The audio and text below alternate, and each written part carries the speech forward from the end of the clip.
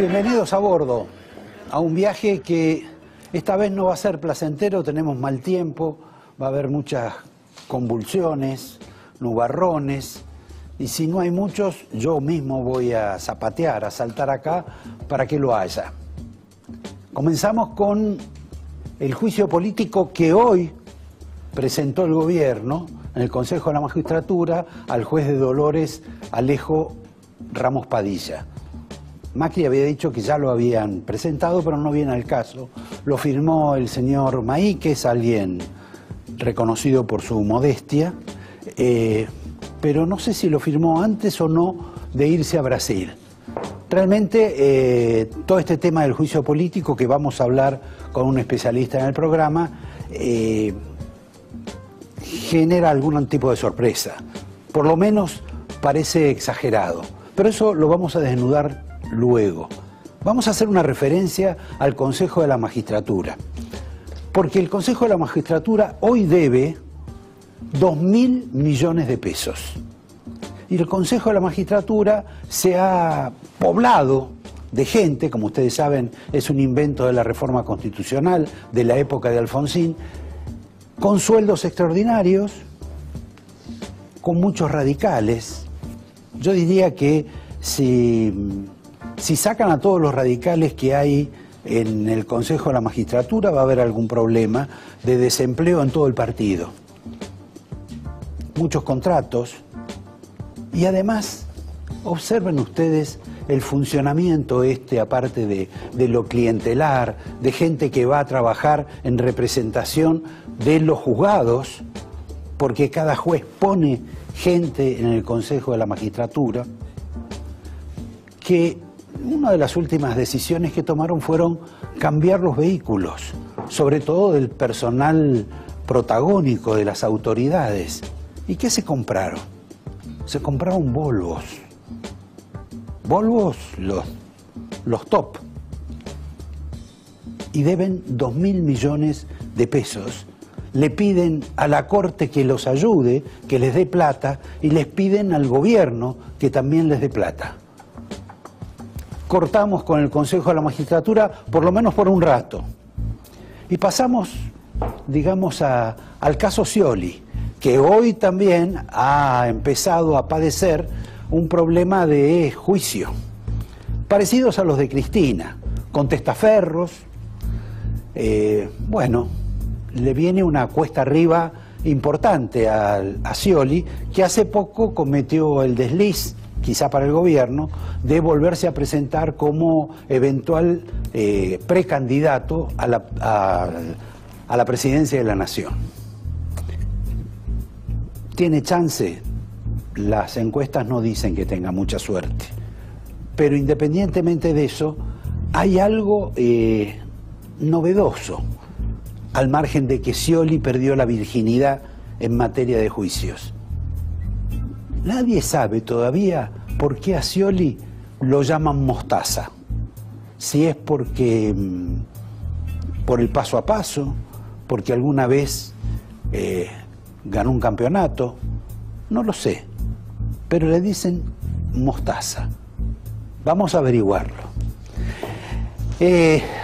Cambiamos de tema, cambiamos de hoja y nos remitimos brevemente en el Papa Francisco, del cual hoy también quizá le dediquemos algún tipo de capítulo, porque vamos a tener a un especialista en todo el tema del Vaticano. Breve, por supuesto, porque las papas calientan acá, no calientan en Roma. Ha comenzado a firmarse, a aumentar los pedidos para que el Papa visite a la Argentina. Es posible que el año próximo, de repente, el Papa visite a la Argentina. Pero hay un dato más importante. Si esto es así, tiene que dar el anuncio dentro de poco tiempo. No puede extender la posibilidad del anuncio hasta, por ejemplo, saber quién va a ser el ganador de la presidencia en la Argentina, porque si no, estaría bajo sospecha. En consecuencia, si el Papa viene a la Argentina, tengan esto en cuenta, lo más probable es que el anuncio se haga con cierta anticipación, bastante anticipación y mucho antes de que se elija a un presidente.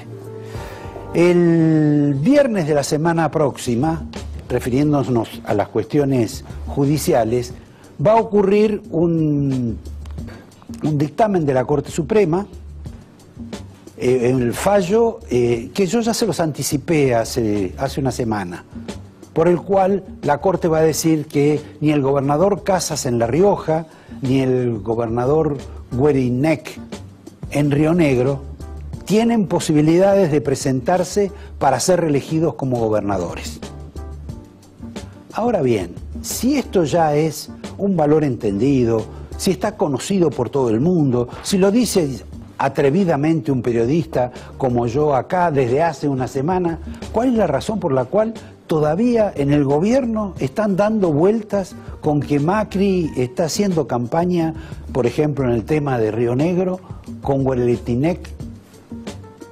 No se entiende, realmente no se entiende. Y tampoco lo vamos a descubrir mañana cuando en estos periodos también tan tradicionales de la Corte Suprema, el nuevo titular de la Corte Suprema, Carlos Rosenkrantz, inaugure el año judicial. En realidad el año judicial debería ser todo el año, ¿no? ¿Qué dirá Rosenkrantz? Bueno, supongo que hablará de la transparencia, hablará de la institucionalización, de algún organismo nuevo de la Corte, etc.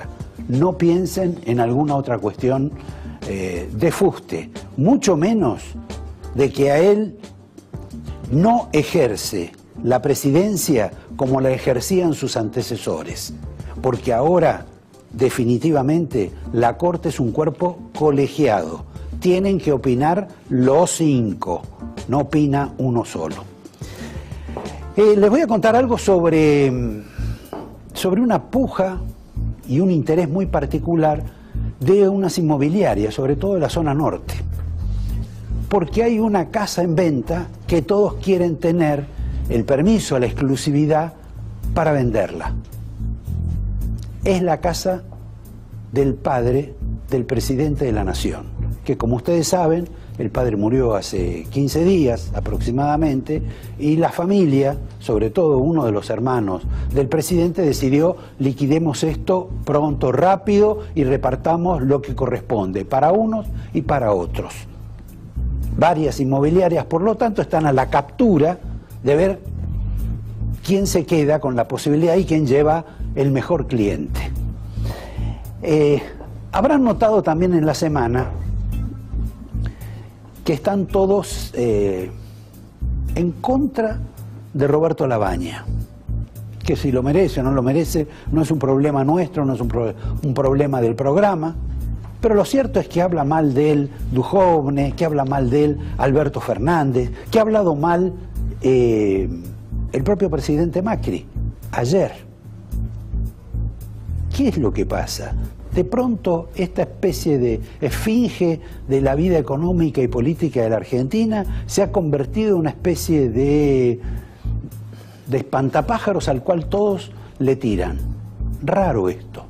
Pero veamos un video que tenemos relativo a este señor Labaña y de una reunión secreta que el señor Labaña tuvo con el señor Tinelli, de la cual nadie ha podido tener o saber qué es lo que pasó. Nosotros, casi unos historiadores, hemos conseguido un pedazo filmado, grabado, de la charla entre Tinelli y Roberto Labaña. Les pido por favor al director que se lo ofrezca a la audiencia. Bienvenido, Roberto. Buenas noches. Para los que no me conocen,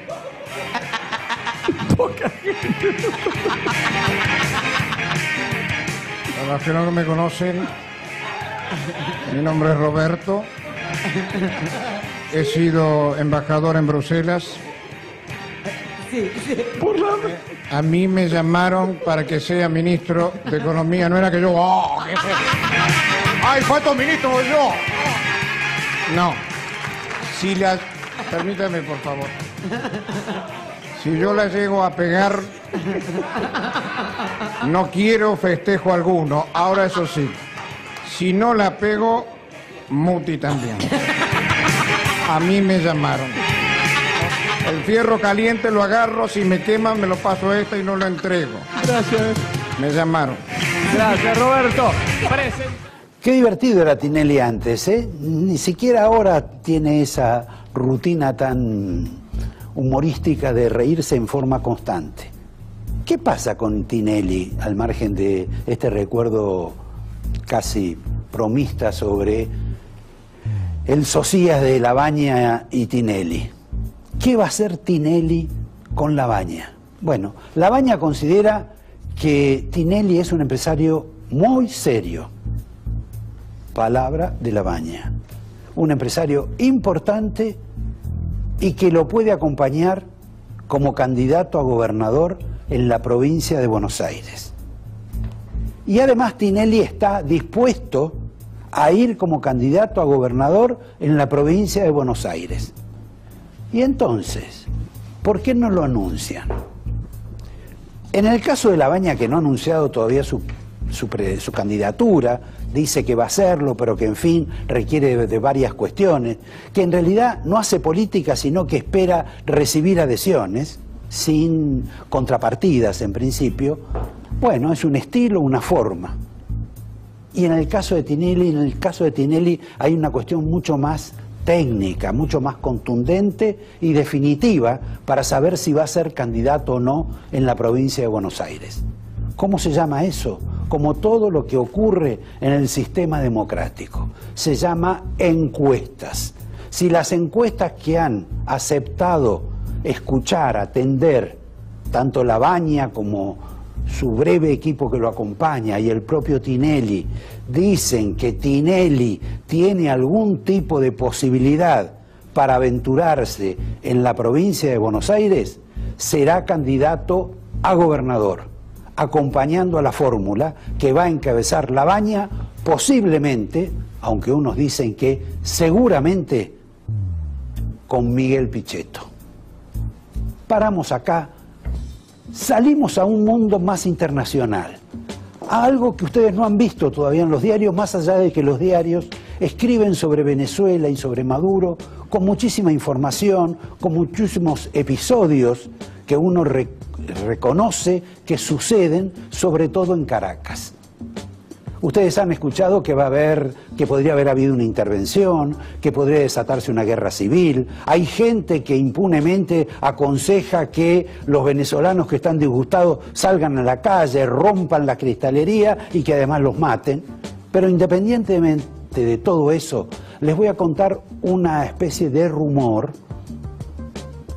algo más que rumor, bastante bien fundado, en términos casi militares, que hay en Venezuela y que manejan las autoridades de Venezuela, que por otra parte se funda en un proyecto que en el 2012 en algún modo había empezado a bocetar el entonces comandante Chávez. Para ponerle un título, digamos que es el plan, el escudo goyanés, que es un punto en la provincia, en una provincia que apunta hacia el Atlántico, que se llama Guyana, o Colonia Guyana, a donde el gobierno ha pensado que si la situación sigue tensa, complicada y violenta, podría replegarse, como han trasladado infinidad de veces a lo largo de la historia otros gobiernos, la corte, el gobierno, la administración o lo que fuese.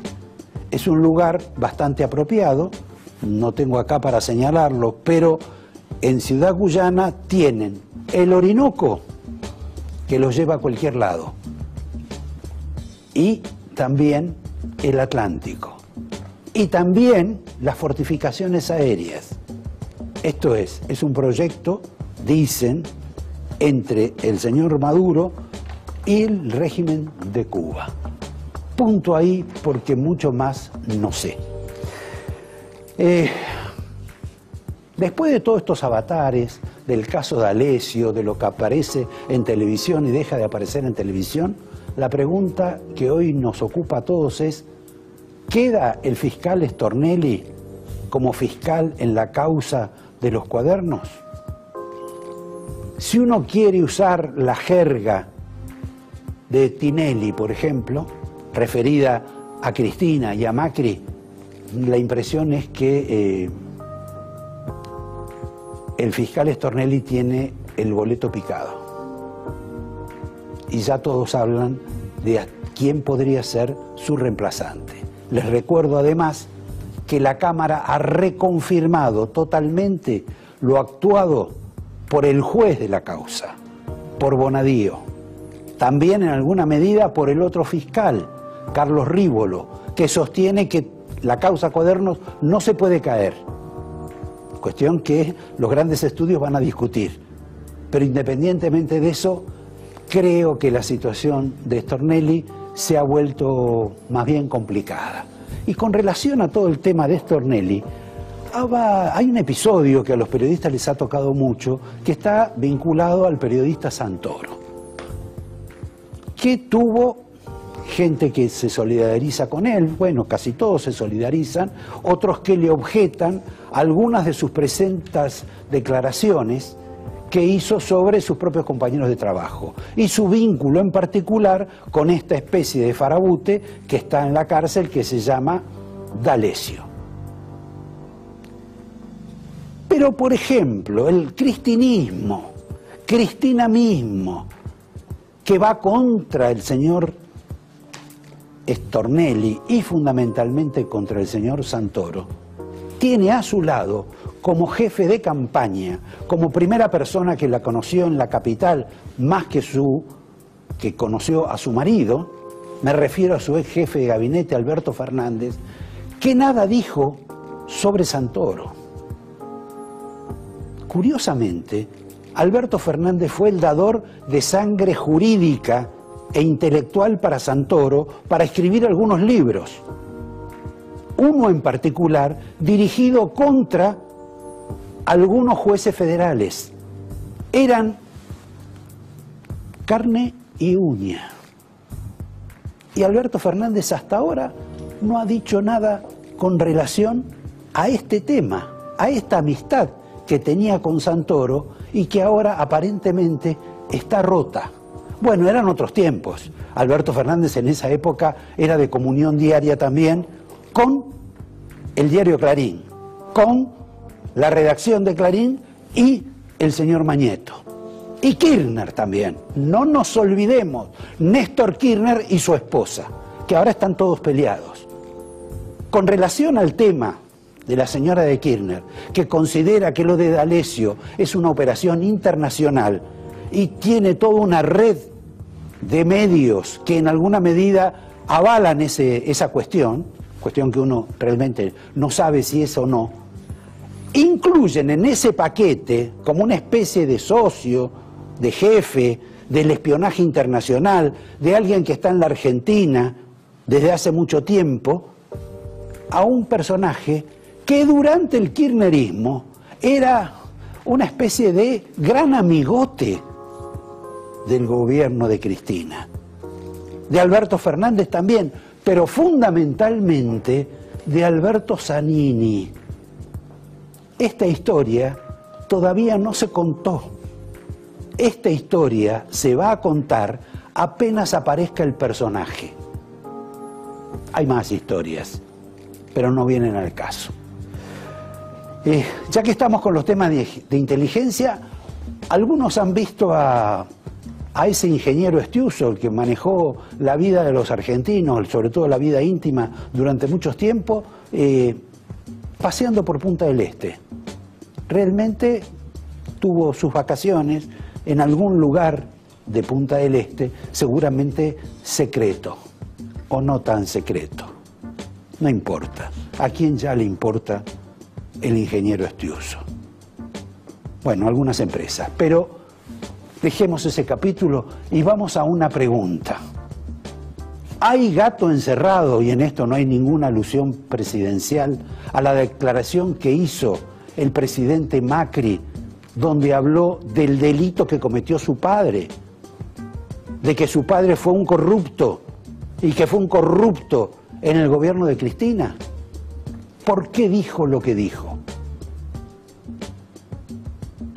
Porque supone que va a haber una acción judicial que afecte la memoria de su padre y eventualmente a él, porque supone o algún asesor le ha dicho que ya esos delitos están proscriptos, porque tiene un complejo de culpa y necesita expulsarlo.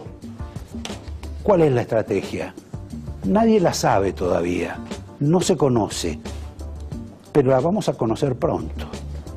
Del mismo modo que estos secretos que hay sobre los presidentes también incluyen el de Cristina, que hoy fue Cristina procesada por la causa de gas licuado. Causa que quiero consignar un detalle, porque también lo vamos a hablar en este programa. Esa causa está hecha pedazos, porque la razón por la cual se inició tuvo una trampa dentro. Hubo un perito que dijo algo que no era, perito que luego fue procesado, pero mientras duró la causa lo pusieron preso a debido y a barata, a quienes después iban a poner en libertad, pero como los embocaron en otras causas, siguen presos. Pero esa es la causa madre de los cuadernos, que habilita lo de los cuadernos. Y si esa causa en alguna medida está viciada, como evidentemente está viciada, no quiero imaginar lo que puede provocar sobre esa causa, mega causa, que los argentinos nos ponen totalmente heridos, que es la causa de los cuadernos, con una infinidad de empresarios, de políticos y hasta de periodistas involucrados. Esto va a dar que hablar, y se va a hablar también en este programa. En el primer invitado, un candidato presidencial, un economista. Vamos a ver cómo es, si le cambió la vida, pero fundamentalmente a ver que nos diga qué es lo que va a pasar en términos económicos. Me refiero a José Luis Esper. Luego alguien que lo traemos con la excusa de que va a hablar del Papa. Seguramente del Papa solo le haremos hablar una línea. El resto va a ser política pura, porque él además está haciendo política pura con la doctora Carrió, a quien le está escribiendo la biografía. Me refiero a un ex compañero de trabajo que es Ignacio Zuleta. Y por último, alguien que nos va a hablar de Ramos Padilla, de D'Alessio, del procesamiento de Cristina, de la fuga de la hija de Cristina, de los problemas de Macri y de los cargos que va a tener Macri. Todo en un solo combo, que es lo que los italianos llaman un casino, que es simplemente una definición de la Argentina. En un minuto empezamos con, Juan Carlos de Pablo, iba a decir.